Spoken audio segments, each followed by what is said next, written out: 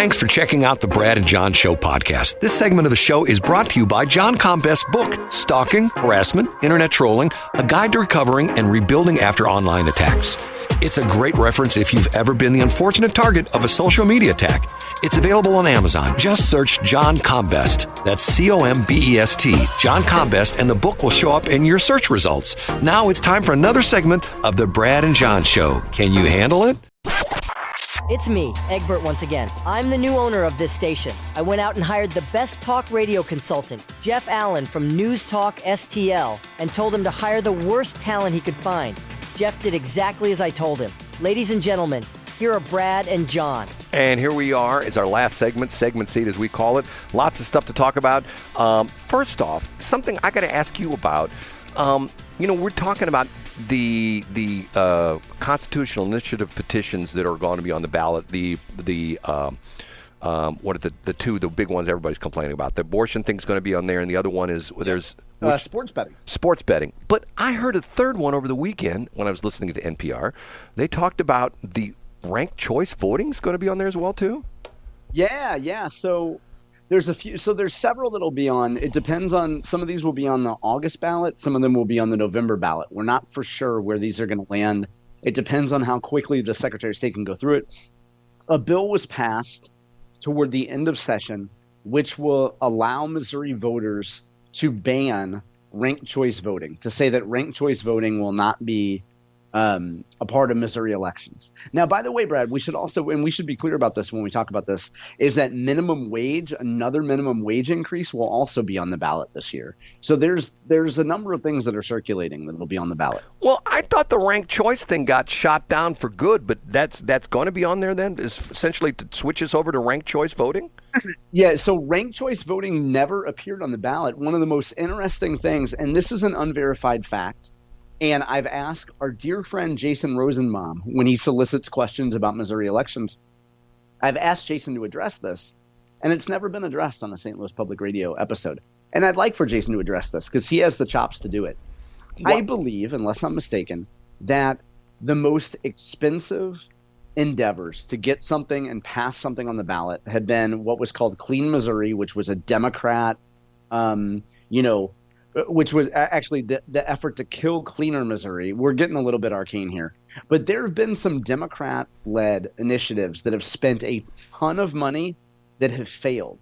Now, one of the initiatives that has never appeared on the ballot, 2 years ago, a group wanted to put ranked choice voting on the ballot. Brad, they spent a ton of money, and they hired the same signature gatherers that the marijuana people did. And ranked choice voting spent millions of dollars in Missouri and couldn't even get the signatures to get on the ballot. So you remember this discussion from 3 and 2 years ago for 2022, but it never even made the ballot. But it's on now, though, right? Yeah, but what this measure is, this is different, though. This measure comes from the legislature, and the people get to vote on banning it. The previous one that you remember was for supporters of it. Like San Francisco does ranked choice voting. So left-wing groups wanted to put it on the ballot. They wanted ranked choice voting to pass. So that was what you remember from years ago. What's on the ballot now is banning ranked choice voting. You see what I'm saying? Okay. I see what you're saying. If you don't, and ranked choice voting is, they switched over in the city of St. Louis, they have that. And this is what essentially you get in California, where they call the jungle primaries, where essentially it's not like our primaries where we have in August, we have a bunch of Republicans who are running for governor, a bunch of Democrats who are running for governor, and we pick one of those. And then out of those two races, they are the ones that end up the November ballot. The way the ranked choice voting are the jungle primaries, like in California, is the number 1 and number 2 people in the primary go to the general election. And it could be 2 Democrats. Well, it almost always is 2 Democrats in California. The only difference is this year, for the Senate position that's open, there will be Mr. No Neck, and he's going to be up against your favorite San Diego Padres, Steve Garvey. Yeah, Steve Garvey, right. And San Francisco Dodger. He was a Dodger too. Right. No, Los Angeles Dodgers. Yeah, I said San Francisco Dodgers. You said San Francisco You're Dodgers. Right. Yeah, LA Dodgers. Sorry. You're talking fighting words when you say San Francisco and Dodgers in the same sentence, because they don't like each other as far as the teams are concerned. At all. Okay. over the weekend, I read an interesting story from a radio consultant. Interesting guy, not your typical radio consultant, sort of really thinks out of the box. And he essentially says what you and I, not specifically, but he's saying that anybody in the radio business should no longer refer to themselves as a DJ or a talk show host or a news person, but we are all, and we should refer to ourselves as content creators. How do you feel? Where have you heard that before on this show, Brad? You've talked about it before. Yeah, I have, right. Haven't I? Right. So, in other words, we're not doing a talk show. We're creating content, right? Yeah, that's what you do. Now, so how do you feel about that? But see, the interesting thing is the line in this story is pretty interesting. Is if a DJ calls himself if he calls himself or herself a content creator, that means he's out of work. Which is a great way to put it. So the reason why I use it all the time, Brad. So when I go through the headlines here in the top 3 segment, I'll usually I'll say, a content creator from the Missouri Independent or a content creator from the Post-Dispatch, because journalist often doesn't apply to a lot of these folks. And some of these folks are real journalists. But content creator, if you say somebody's a reporter, in the reporter world, that typifies them, or I should say that stereotypes them as somebody with an old school pen and paper, and it's the 1980s and they're writing it down. No. In 2024, they want to be a content creator because it shows that they can do digital. It shows they can do video, they can do audio, they can do a whole lot of things. They're not just a reporter, Brad, or God forbid, a newspaper reporter. No, they're a content creator. And also, if you were somebody that produced a lot of YouTube content, for example, you have a GUI, a guy wire that you're fixing, and you want to post a video of that on YouTube, well, you're not doing reporting. You're doing first-person gonzo journalism, and you're putting it on YouTube. You're a content creator. It would be inaccurate to say that your guide wire work that you post on YouTube that's not traditional journalism in most respects. I mean, most people today wouldn't consider it that way. They'd consider you a content creator. It's a guy wire, G-U-Y. That's what I just spelled out. I think you said guide wire. No, let's play the tape back. We had this conversation last week, and I had you play it back, and I was correct. And did you hear me say G-U-Y? I'm not going to go any further in this. What John's referring to is the fact that over the weekend I was cutting grass at the transmitter site, and I hit one of the guy anchors and broke one of the guy wire anchors, which essentially means the tower could very easily fall over, which it did start to lean a little bit. So I did this on Saturday, and I didn't get it fixed till yesterday morning. I went through, and I used you know what a come along is? If I said it come, and you're probably going to make some kind of weird comment. But, okay. Right, no. I knew it. A come along is this ratcheting thing that you use to crank things together or stuff like that. So I held it together over the weekend because I didn't have the right stuff to fix it. And I held it together with a come along. And yesterday morning I went out and fixed it. So I decided I was going to document the fact that what I did. And what's interesting is I stuck it up on YouTube, and it's already gotten, I think it's up over 100 views. And it just went on last night. Matter of fact, to give you a perfect example of me being Mr. Content Creator, I recorded that video on my iPhone, and then when I was waiting for my order to be done at McDonald's last night, I edited the video on iMovie in the drive-through line at McDonald's. So, it came down it's inspirational, Brad. Right. And anyway, now, you know what the phrase ratchet means, right? I do. Okay, good. I'm just making sure. Yeah, it's a nurse that was in one of those movies, wasn't it? Nurse Ratchet. It is definitely an urban slang term. Right. Okay. Last but not least, I'm driving along yesterday, and see, once again, sometimes I hear this on other radio stations. They do this all the time. This is a iHeartRadio thing. If you listen to the any of their stations, they do this on a bunch of their stations. They have these guys, hey, I'm going to give you the entertainment reports. And the entertainment reports are now, on June 6th, the new series drops on Netflix. And on June 8th, the new Bomb Blaster, blah, blah, blah, drops and blah, blah, blah, blah, blah. So the guy's babbling on, and I'm thinking to myself, okay, so you're telling people not to listen to radio instead of listening to radio, watch Netflix, watch why not? Paramount Plus and stuff like that. Okay, so here's the one that got my attention, and only John can explain this. He talks about the fact that there's a huge new documentary coming out on June 4th. And the documentary is produced by The Rock, a.k.a. Dwayne Johnson. You know what this documentary is? What is? Remind me. Well, you don't know about this? Come on, spit it out. It's the rise and fall of WCW wrestling. Oh yeah, you know what? So I've seen snippets talking about this, but I had no idea when it was coming out. June 4th. I can't remember what channel it's going to be on, but the interesting thing is that The Rock has produced this, and apparently it's not the first production of this, but the bizarre part of this is things come full circle on this show that several months ago told the bizarre, weird story that when I was much younger, when my son, who is now going to be 40 this year, when he was like 9 or 10, so 30 years ago, I went to a wrestling match at one of the Parkway high schools out in West County, and it was the WCW wrestlers wrestling in a high school gym with about 400 or 500 people there. And John was a little bit, I don't know if this happened or not. I don't think there would be WCW wrestlers wrestling in a high school gym back in, what would that be? That's right. It was 93. 1993. Okay, John's like, I don't think that really happened. So a couple weeks goes by, or was it by the week?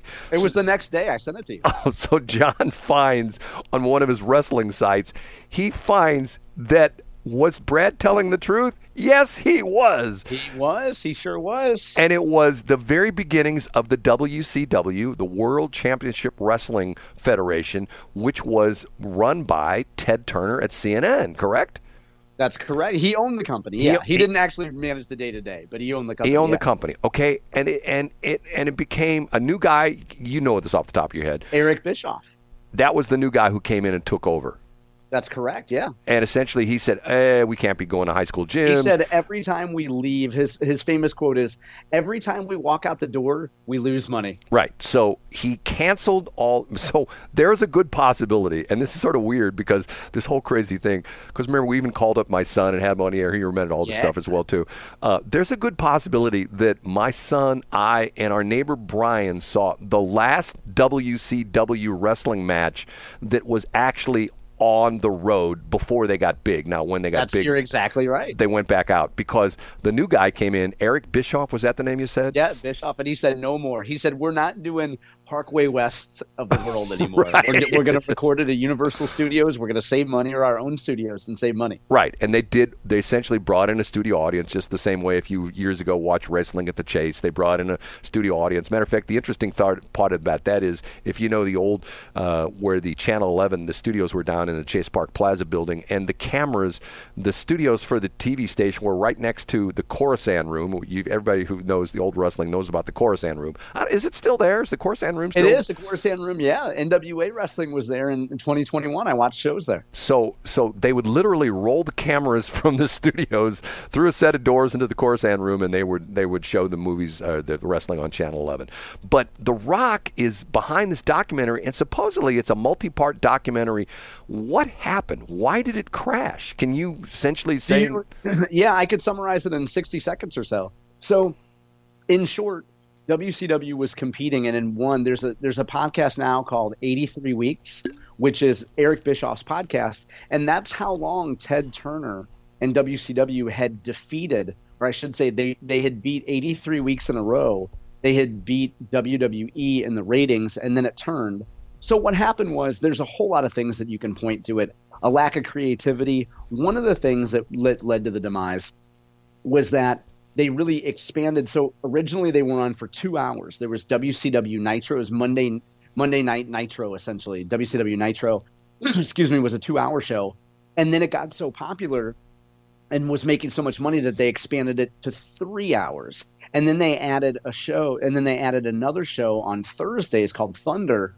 And essentially WCW was making money, so they expanded, and they're like, well, if a little bit of wrestling is good, let's throw a whole lot of wrestling out there. The brand got a little bit diluted. And Brad, it's one of the things, let's bring this full circle. Let's make this about us. One of the things that we talked about on Scott Fawn's show was the idea, and I've talked about this with other radio folks, one of the great things about our show, Brad, is that we're 1 hour. There are radio shows that go on for 3 hours that even if they have a large staff, Brad, by the end of like 2 hours, it's just dragging. Let's be honest. So like The content got stale. There were a couple storylines that weren't very good. And over time, when momentum started switching back to what was then WWF, some of the WCW stars saw that there were greener pastures up in New York, so to speak, up in WWE, and left. So there's a whole lot of reasons why there were issues. And I mean, I've paid more attention to this than a normal human being should, hearing the stories from Eric Bischoff and others, but there's a lot of reasons why. Now, remember, Brad, that history is written by the victors. The Rock was never appeared in a WCW ring. He has no loyalty to WCW. His family were WWE, WWF people. And because history is written by the victors, the WWF crowd / WWE has its own version of, you have an evil billionaire in Ted Turner, and he's just throwing money, and he's trying to crush us and put us out of business. When in reality, it's probably a little bit more nuanced than that. So that's the summary of it. And ultimately, WWE bought the assets of WCW for pennies on the dollar, and essentially they and what happened was Bischoff. Sorry to interrupt, but Bischoff had a deal. What he thought a deal was set up to purchase the company. He had a group of investors that would purchase WCW. This is in January and February of 2001. And that deal fell through because, according to Bischoff, they wanted to give him everything except for the TV rights. And Bischoff's famous quote, which has always stuck with me, was, if you don't have TV rights for a wrestling program, your company's worth about $20. So, like, you've got to have TV, you got to have distribution, or else you just own some rings, you know? And so that deal fell through. And then it moved very quickly. And then it was at the end of March 2001 was a simulcast between the two big wrestling shows when WWE famously simulcast the same time as Nitro and put the company out of business that night and then absorbed all the assets. Sad. John. So, John, June 4th, I don't know what channel it's going to be on. Matter of fact, if you listen to one of the iHeart stations, the guy coming, hey, and on June 4th, it's WCW. And that means turn off the radio, Brad. Who's listening to radio? Put it on Amazon. Isn't that what everybody should do? One of my bosses one time as a DJ, and it's funny, these things that were taught to you years ago, he said, never, ever give an in-game score on the radio. And how many times have I been driving along and I hear the DJ and WIL, hey, the Cardinals are winning in the bottom of the fourth. And I go, bonk, and I listen to the Cardinals. Yeah, because you want to hear it. Absolutely. He just reminded me that, what am I doing to listen to WIL when I can listen to the Cardinals game, right? So there are people that say that the Monday Night Wars switch, the momentum switch when something that like that happened. Maybe we should talk about it tomorrow, Brad. Hey, we will. And we'll talk about what you sent me about the marijuana and alcohol thing, which I think deserves a whole segment. I got to toke up, bro. I got to go to my dispensary in just a minute. That deserves a whole segment. John, say goodbye. See you guys tomorrow. Thanks for checking out the Brad and John Show podcast. This segment of the show is brought to you by John Combest's book, Stalking, Harassment, Internet Trolling, A Guide to Recovering and Rebuilding After Online Attacks. It's a great reference if you've ever been the unfortunate target of a social media attack. It's available on Amazon. Just search John Combest. That's Combest, John Combest, and the book will show up in your search results. Now it's time for another segment of the Brad and John Show. Can you handle it?